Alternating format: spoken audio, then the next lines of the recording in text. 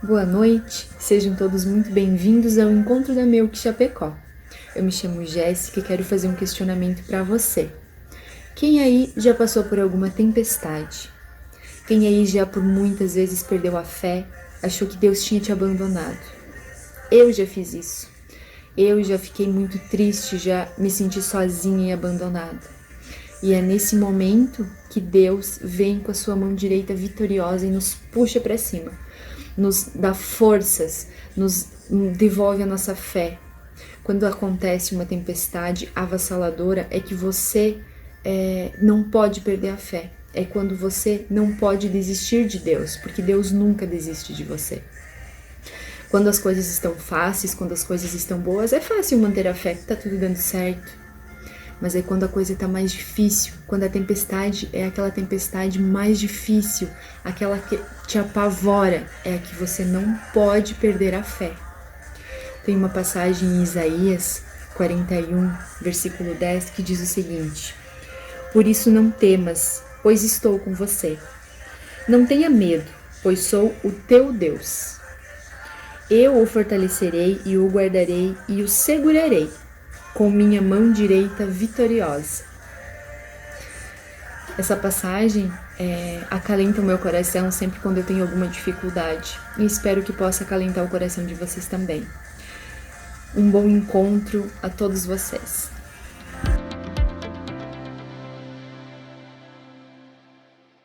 Muito bem. Deixa eu comentar um pouquinho com você, conversar um pouquinho com você sobre medo. Talvez você nunca tenha parado para pensar, mas o medo provavelmente está mais presente nas nossas vidas do que você imagina. Você já percebeu quantas atitudes, quantas decisões nós tomamos lá no fundo motivados por medo?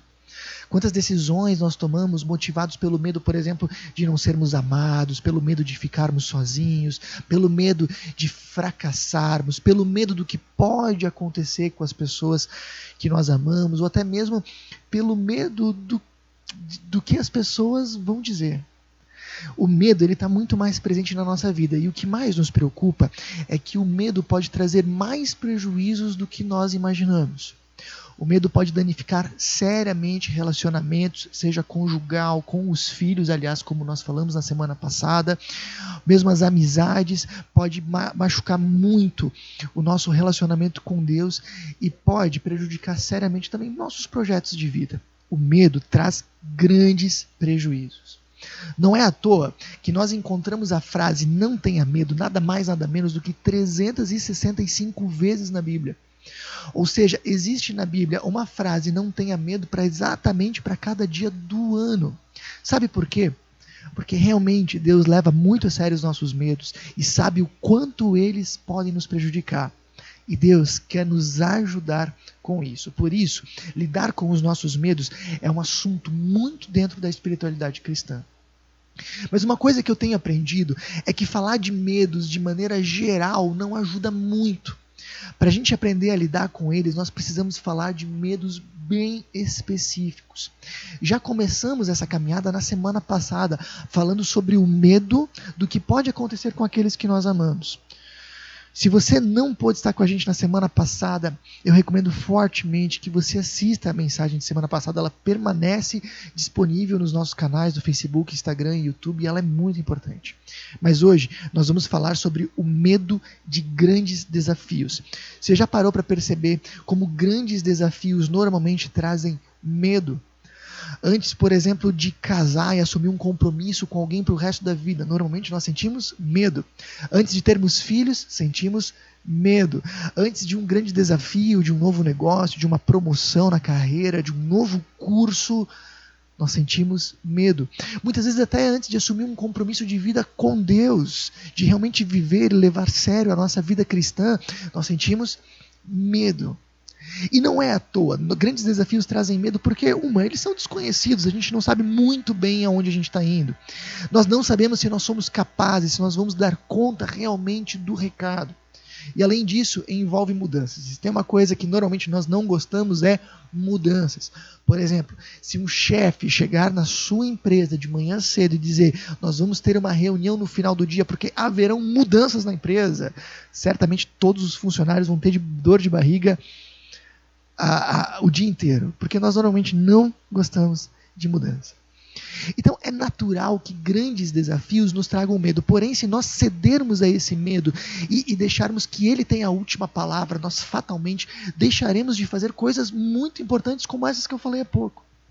Por isso a gente precisa muito conversar sobre como vencer o medo de grandes desafios. E eu queria te convidar a me emprestar apenas 20 minutinhos do seu tempo para uma reflexão que pode fazer muita diferença na sua vida. Bom, para nós falarmos sobre como nós vencermos o medo de grandes desafios pela ótica da fé cristã, eu preciso explicar para vocês uma história. O Antigo Testamento, essa parte que vem antes de Jesus na nossa Bíblia, ele conta a história de Deus com um povo, o povo de Israel, como essas pessoas desse povo viveram o seu relacionamento com Deus. Bom, em um determinado período da história, esse povo estava escravizado no Egito. Até que mais ou menos no ano 1240 a.C., um líder chamado Moisés foi usado por Deus para libertar essas pessoas da escravidão. Bom, essa história você com certeza já viu, porque ela virou filme, virou novela, é muito conhecida. Bom, depois que eles saem do Egito, eles peregrinam pelo deserto por alguns meses, até chegarem numa terra de Canaã, que era a terra que Deus tinha prometido que eles poderiam viver, por isso chama Terra Prometida. Só que antes de eles entrarem na terra de Canaã, tinha um grande desafio. Aquela terra ela não estava desocupada, ela estava ocupada por cidades fortemente guarnecidas, soldados e exércitos. E para eles se estabelecerem, eles teriam então conquistar essa terra, um enorme desafio. E sabe o que acontece? Eles têm medo. Eles ficam absolutamente paralisados pelo medo e desistem. Bom, se não dava para voltar para o Egito e não dava para entrar para Canaã, só tinha um lugar que eles poderiam ir. Eles deveriam voltar ao deserto. E Deus manda que eles voltem ao deserto. E eles ficam peregrinando no deserto, literalmente andando em círculos por 40 anos, até que aquela geração covarde acaba falecendo e uma nova geração surge. Então Deus de novo os convida a irem até Canaã e enfrentarem esse grande desafio. E nesse momento, o líder Moisés, que foi um dos maiores líderes da humanidade, faz um último discurso de encorajamento para que aquela geração não caísse na mesma armadilha dos seus antepassados.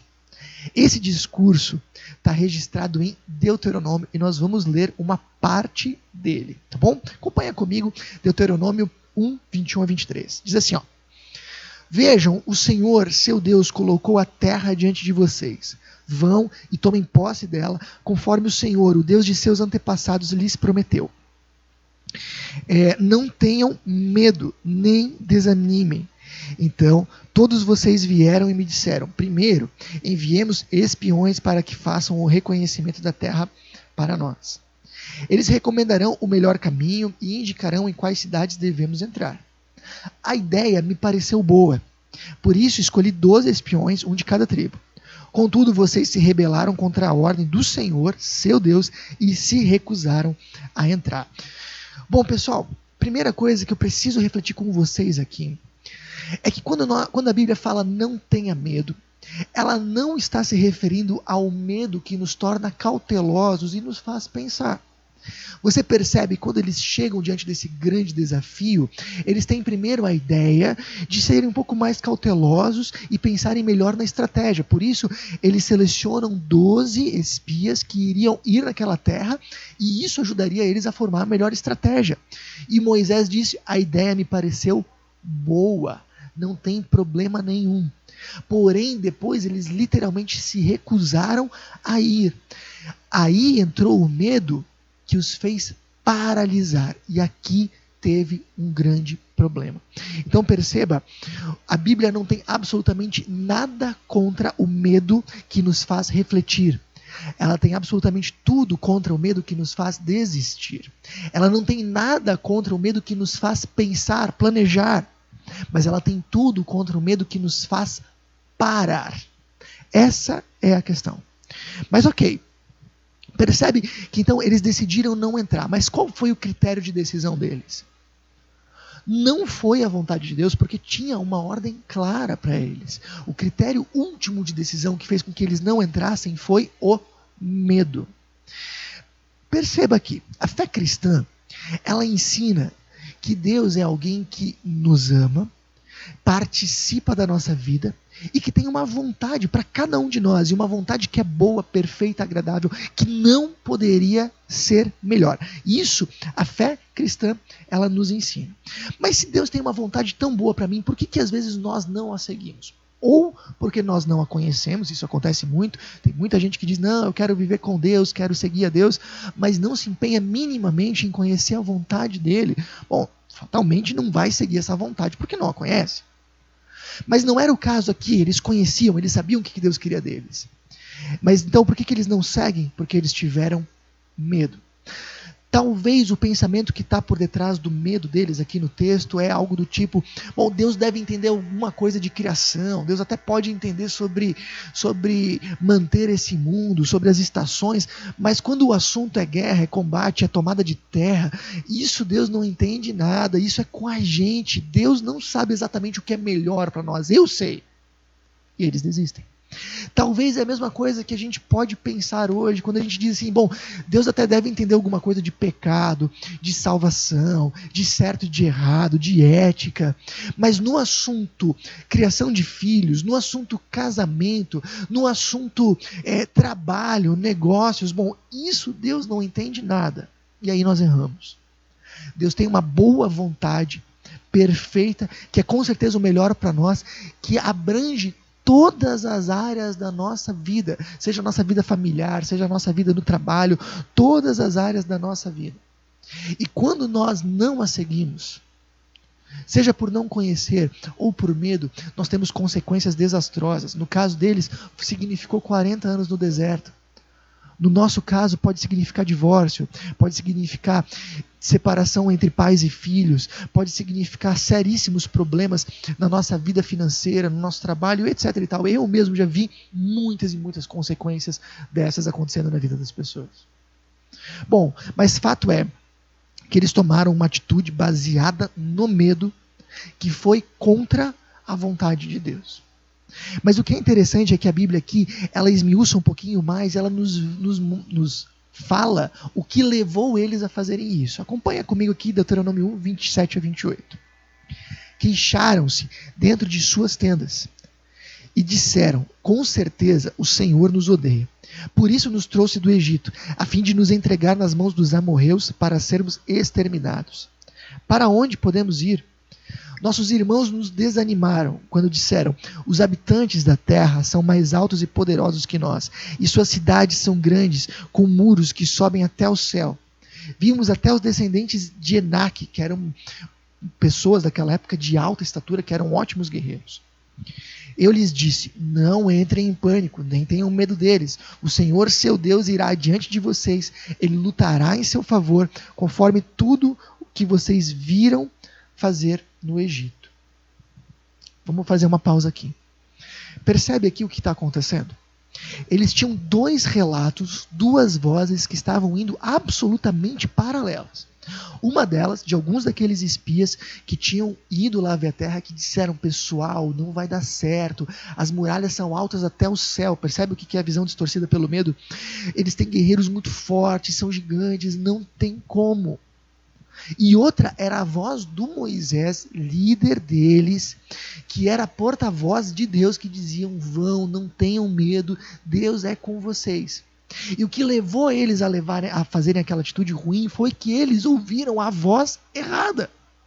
Ao invés de ouvir a voz de Deus que dizia coragem, eu estou junto, eles ouviram a voz daquelas pessoas que absolutamente desanimaram eles. Sabe, quando nós temos desafios grandes, nós sempre de novo vamos poder escolher se nós queremos ouvir a voz de Deus ou se nós queremos ouvir a voz de outras pessoas. Se nós queremos ouvir a voz de Deus ou se nós queremos ouvir, por exemplo, a voz do nosso próprio coração inseguro.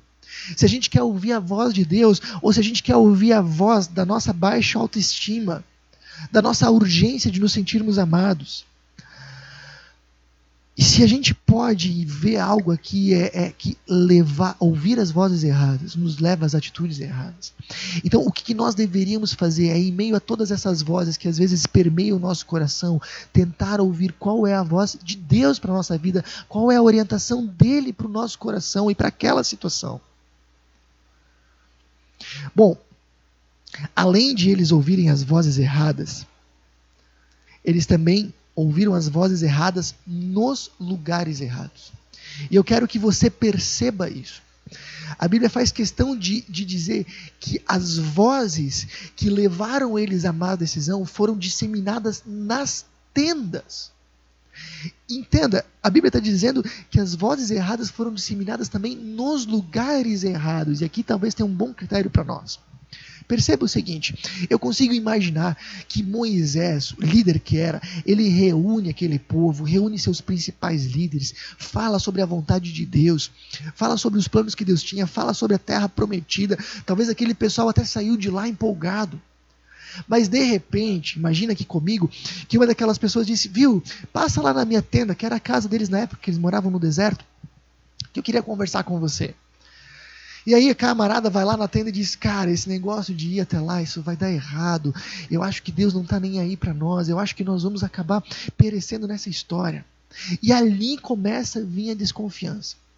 Perceba que as decisões ruins normalmente são alimentadas nos espaços errados. Isso pode acontecer, por exemplo, com a gente no nosso trabalho.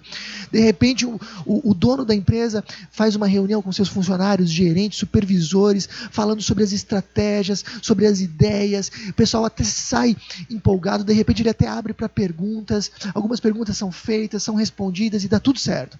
Mas de repente, um funcionário diz para você assim, passa lá na minha mesa depois, eu queria conversar um negócio contigo. E aí quando você vai, ele diz, cara, isso aí que o nosso chefe falou, não sei se vai dar certo.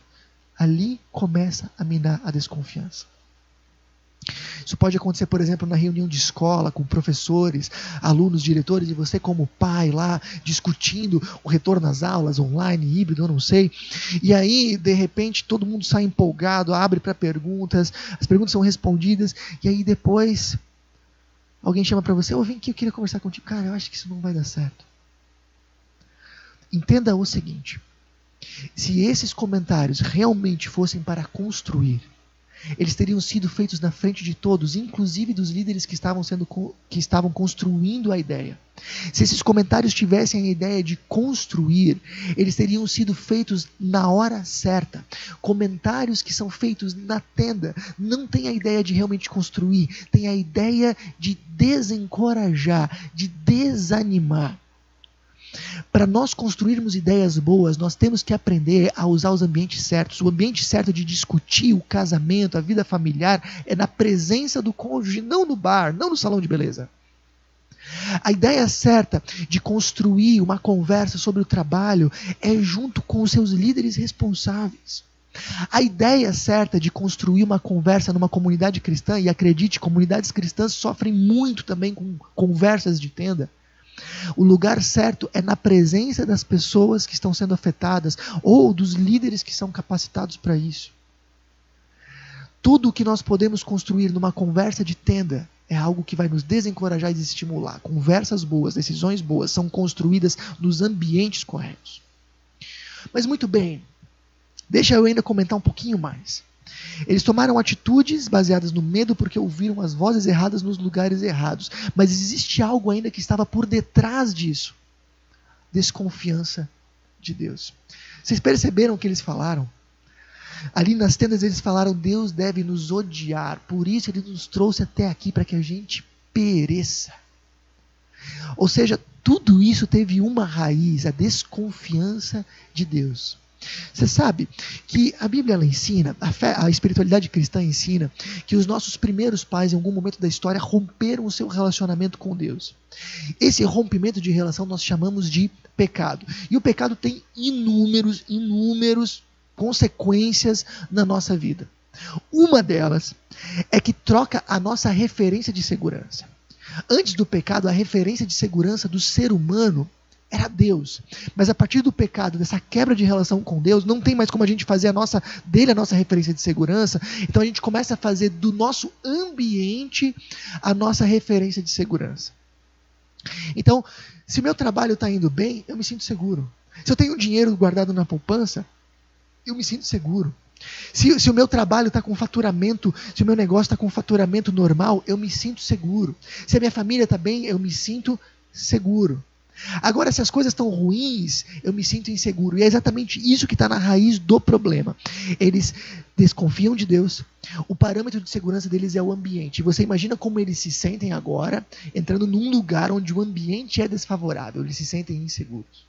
Você imagina agora como uma pessoa se sente numa pandemia, vivendo 1 ano e meio num ambiente desfavorável, com o seu trabalho sendo chacoalhado. Se a tua referência de segurança é o ambiente, se para você se sentir seguro, você tem que ver as coisas do seu lado funcionando, nesse momento você vai se sentir péssimo. E aí a ansiedade, o medo, eles tomam conta e nos levam cada vez mais para longe de Deus. Então, eu gostaria que você reparasse como isso funciona num efeito cascata. A gente vai virar agora setinhas e você perceba o seguinte: a desconfiança de Deus nos leva a termos a referência de segurança no ambiente.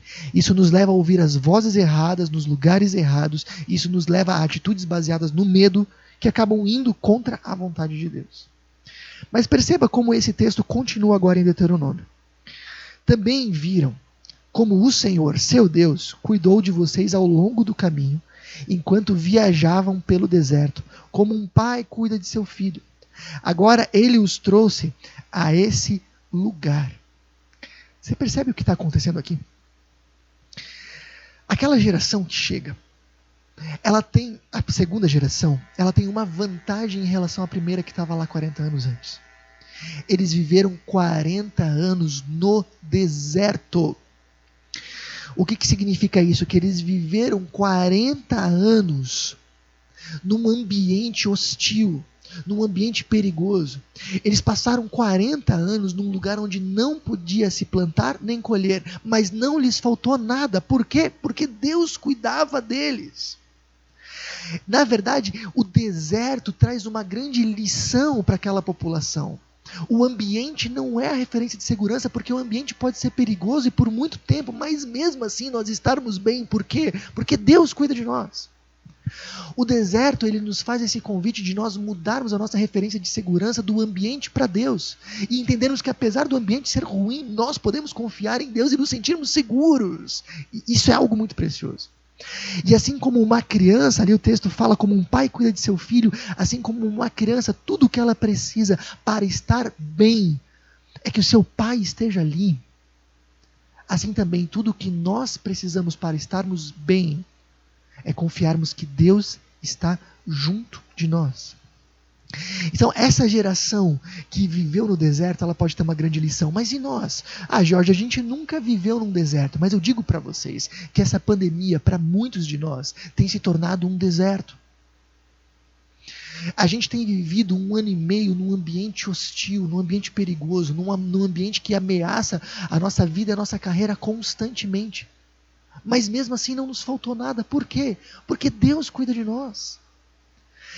Exatamente essa é a grande chance que nós temos de fazer uma grande virada na nossa vida. Perceba, a pandemia ela nos privou de muitas coisas, ela nos frustrou em inúmeros planos, mas ela nos traz um grande convite. Nós podemos entender de uma vez por todas que a nossa segurança não está no ambiente, não está no que está ao nosso entorno, não está na nossa carreira, trabalho ou poupança, está em Deus. E tudo o que a gente precisa para nos sentirmos bem e seguros é entendermos que Deus está junto de nós.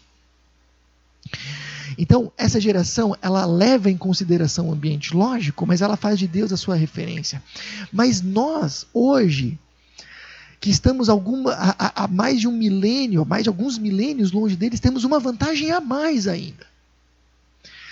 Moisés, no final de Deuteronômio, para concluir o seu discurso, ele diz o seguinte: não tenha medo nem desanime, pois o próprio Senhor irá diante de vocês. Isso a gente já ouviu, mas ele traz uma novidade aqui.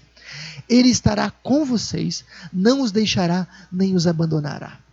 Sabe, tem um outro momento na Bíblia que se fala que Deus está conosco. Esse, na verdade, é um dos nomes do próprio Jesus. Jesus é o Deus conosco. Essa promessa de Moisés aqui, ela se cumpre de uma maneira muito mais intensa no Novo Testamento. Jesus é a prova viva que Deus se importa. Que Ele desceu do céu, se fez um ser humano. Para quê? Para estar com a gente. E mesmo quando esse Jesus, que era o próprio Deus feito homem, estava diante da cruz, da tortura, da pior morte da humanidade, diante das portas do próprio inferno, Ele não desistiu de nós. E não é hoje que Ele vai fazer isso.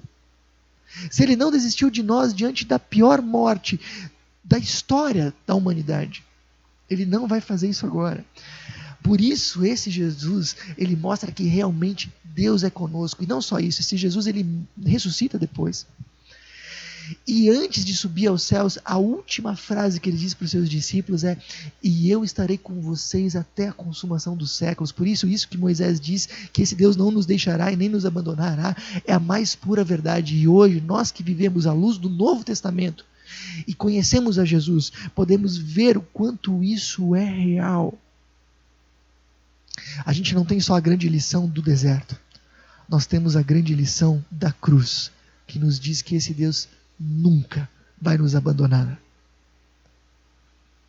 Mesmo que o preço a ser pago é o que Ele tem de mais precioso. E aí a gente percebe como é sério. Moisés fala: no entanto, mesmo depois de tudo que Deus fez, vocês se recusaram a confiar no Senhor, seu Deus.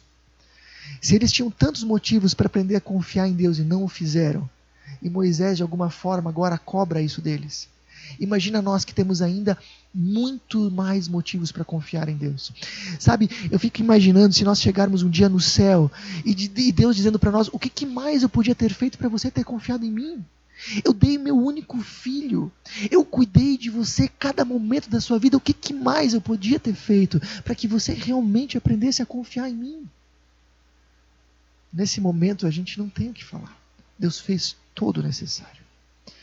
Agora percebe, se você fizer essa troca de referência, de não fazer mais do ambiente a tua referência de segurança, mas de fazer em Deus, como você vai ver os grandes desafios de uma forma diferente. Nós falamos que o medo de grandes desafios nos desafiam porque é desconhecido. Mas olha só, Moisés fala: eu lhes disse, não entrem em pânico, nem tenham medo deles. O Senhor, seu Deus, irá diante de vocês. Ou seja, é desconhecido para mim, mas não para Deus. Se Ele é minha referência de segurança, isso não precisa me assustar. Nós temos medo de grandes desafios porque nós não sabemos se nós somos capazes.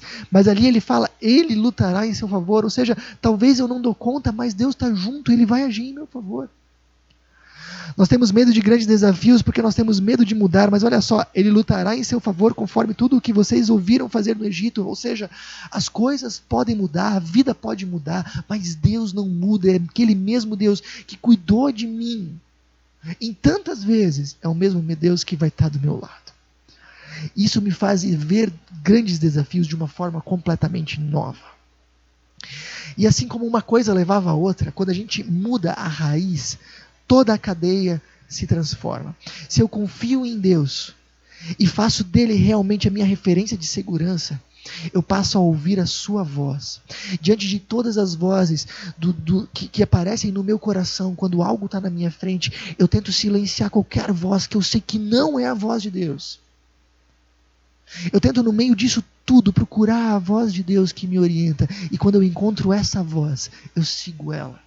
E isso me leva a atitudes baseadas na vontade de Deus que vão contra o medo.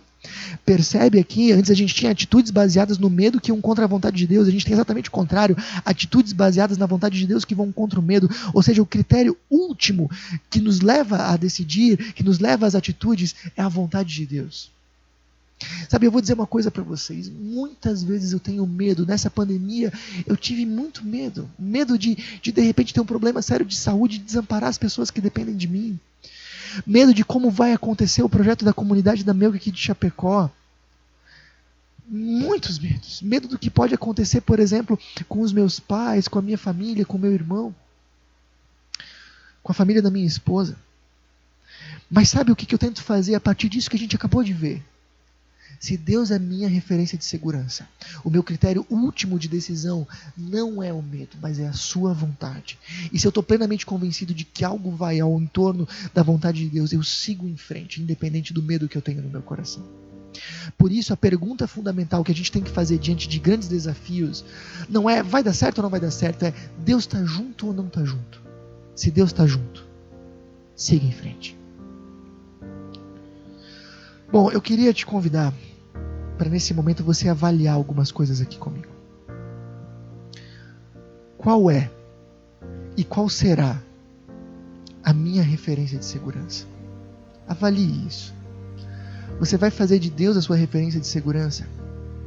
Ou você vai fazer do entorno a sua referência de segurança? Qual vai ser a tua referência?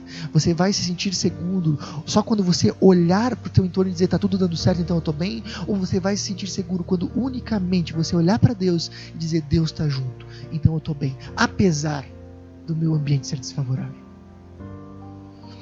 Avalie, confio realmente no amor de Deus a ponto de entregar minha vida nas suas mãos. Eu estou tão convencido de que a vontade de Deus é o melhor para mim, a ponto de realmente colocar as minhas decisões e a minha vontade nas mãos de Deus. Isso é muito importante. Queria te convidar a decidir. Decida confiar em Deus acima de tudo. Vale a pena, ninguém te ama tanto quanto Ele. Decida colocar caminhos e decisões diante de Deus em oração, buscando ouvir a sua orientação, antes de tomar uma decisão, antes de seguir um novo caminho, antes da próxima curva. Faça o seguinte, coloque isso em oração, deixe a oração depurar isso, tente na sua oração entender qual é a vontade de Deus para a sua vida. Terceiro, decida fazer parte de um povo que busca Deus. Como é que essas pessoas conseguiram ter tanta clareza do que Deus tinha para elas? Porque elas não estavam caminhando sozinhas. Elas faziam parte de um povo que tinha uma liderança, um povo que tinha orientação. Por isso a gente diz, e eu quero repetir para você, não existe voo solo na espiritualidade cristã. Se você quer realmente viver com Deus, seguir a Jesus, quer levar isso a sério e quer que a vontade de Deus seja o critério último da sua vida, faça parte de uma comunidade cristã. Seja orientado, participe das nossas lives, dos cultos, dos pequenos grupos. Se você não quer fazer isso na nossa comunidade, faça em outra, mas não caminhe sozinho. Isso é muito importante. Fica só mais uns minutinhos com a gente. Eu queria pedir, olha, se você gostou da live de hoje, se ela fez diferença no seu coração, se de alguma forma ela te trouxe uma boa orientação, curta, comente, compartilhe. Isso nos ajuda muito para que mais pessoas também possam receber essa palavra, que também possa fortalecer elas. Nos ajuda muito. Se você está assistindo no Facebook, curte, comente, compartilhe. Se você está assistindo no YouTube, comente, curta, envie esse link para os seus amigos, familiares. Isso pode realmente fazer bastante diferença na vida de muitas pessoas.